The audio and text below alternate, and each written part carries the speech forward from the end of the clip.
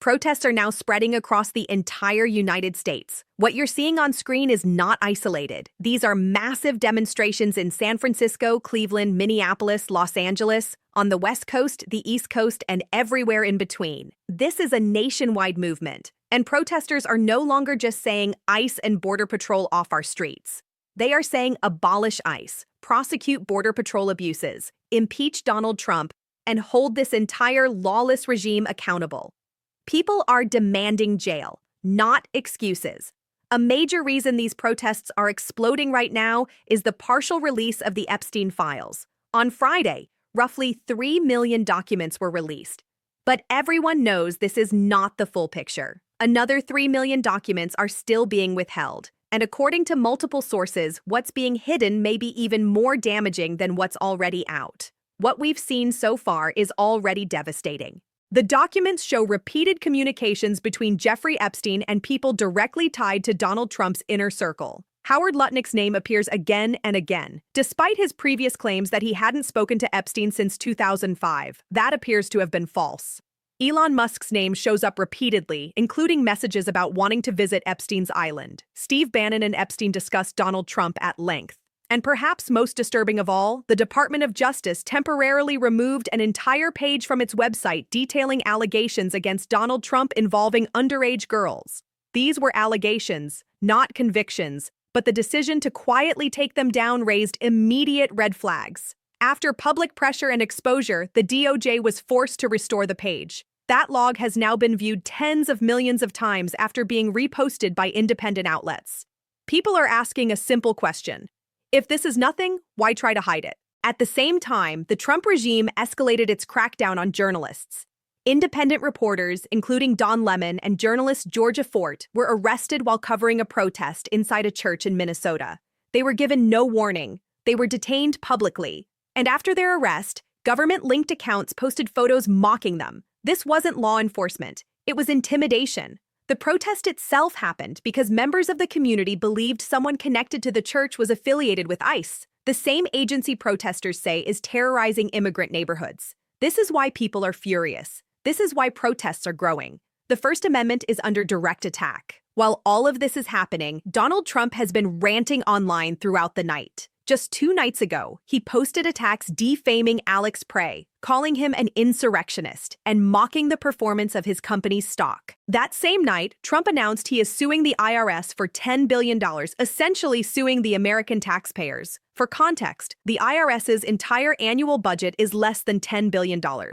Trump has already gutted the agency so wealthy donors and corporations can avoid paying taxes, and now he wants the public to pay him billions more over the release of his tax records. Records that every other modern president released voluntarily. Trump was exposed for paying little to no taxes, and now he's attempting to cash in on that exposure. This is corruption in plain sight. Trump also falsely claimed that protests are happening because people are attacking Homeland Security Secretary Kristi Noem because she is a woman.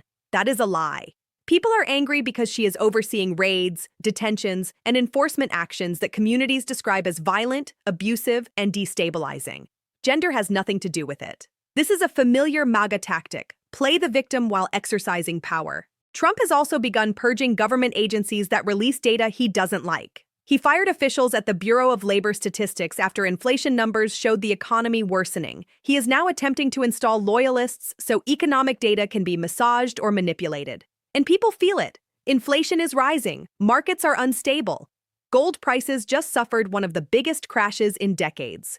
Bitcoin fell sharply. U.S. markets are underperforming compared to other countries. Reality doesn't change just because you fire the messenger. Trump also announced a new Federal Reserve nominee, Kevin Walsh.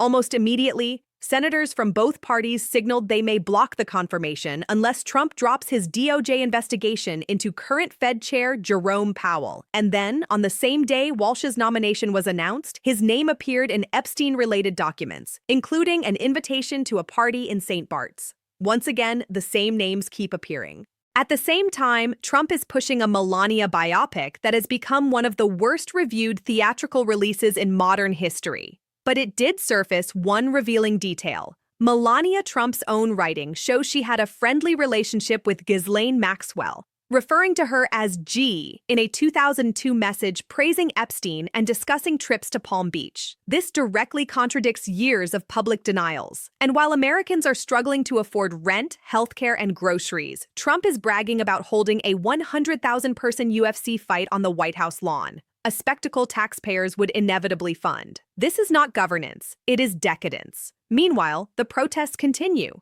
In Minneapolis, demonstrators spoke openly about the arrest of journalists, the erosion of constitutional rights, and their fear that democracy itself is at risk. Others said bluntly that ICE does not represent safety. It represents intimidation and abuse. Even artists are responding. Bruce Springsteen debuted a new protest song, The Streets of Minneapolis, calling out state violence, racial targeting, and the destruction of civil liberties. This is what moments of crisis look like. People are in the streets because they feel unheard, threatened, and betrayed. They are demanding accountability, not spin, not excuses, not propaganda. And this movement is only growing.